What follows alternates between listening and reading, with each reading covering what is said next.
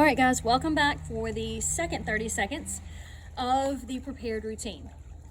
This starts in measure 10, and this section is a lot easier. And in measure 10, you'll see on the chart it says 2 hands, more movement.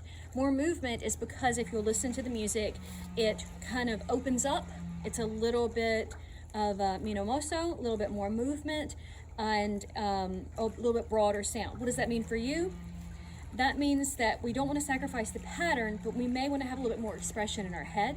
We may want to have a little bit more movement at the waist, maybe a little bit more turning to the whole band, because up until now we've had just little pockets of instrumentation, but now we kind of have this full band entrance. A lot of conductors will tell you bigger pattern should be used for a bigger sound. I am not opposed to that, having your pattern come out just a little bit, but I don't want any sacrifice of the pattern, okay? So if more movement throws you off, scratch it. The most important thing is the integrity of the pattern. So in measures 10 and 11, just straight 4/4.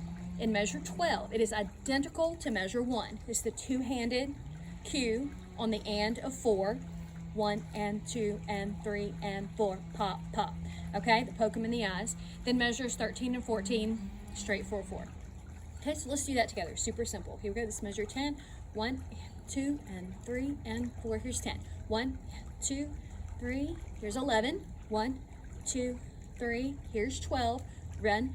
2, 3. 2 hands. Poke. 13. 2, 3, 4, and 14. 2, 3, 4, 1. Super simple. Okay.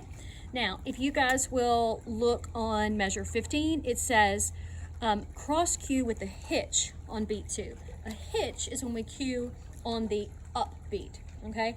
Our arrow pattern is so useful because it allows us to emphasize either the downbeat or the upbeat because we have a place for each. And so what I'm gonna get you to do is 1, right? 1, 1, 2, cross cue, lost my mind there for a minute. 1, 2, and then you're going to pop the hand up on the and of 2. 1, 2, and, okay? And you want to change the shape of the hand just a little bit. 1, 2, and. What does the non-dominant hand do right there? Nothing. So, 1, 2, and. Practice that with me. Ready, go, now. 1, 2, and. Super simple, okay? That's all I need you to do in measure 15. Then you're going to just continue the pattern 3 and 4 and. And if you'll see, I say broaden beats 3 and 4. If you listen to the music, it swells there. And so right there, I want you to try, and again, be a physical embodiment of the music and give me a little bit more room on your pattern. Make it just a tiny bit bigger just for those 2 beats. In measure 16, you'll see that it's just a regular 4/4 measure. And if you'll see in measure 17, it says nod on beat 1 for emphasis. I've said over and over again that your face is your second most important conducting tool. There's nothing to do there. It goes from full band to full band. There's no one to cue. There's no entrance. There's no exit. It's just the beginning of a new phrase. It's an impact. It's a climax, if you will, of the first half of this. And so what you really just want to do is lift the head on beat 4 and nod. You want to make this like, yeah, we're kind of in this together, we're playing this, we're acknowledging that this beat 1 is an important beat 1. We're all going to get here together for a solid impact. Okay, so that's all that we're doing in 17. So watch me do 16 plus 17. 16, 17. I didn't do anything different with my arms. I just put that head up and down, and it changes the entire look of that beat. So that's what I want you to do on the downbeat of 17, head up, head down. All right? Then in measure 18, it says turn and conduct the woodwinds.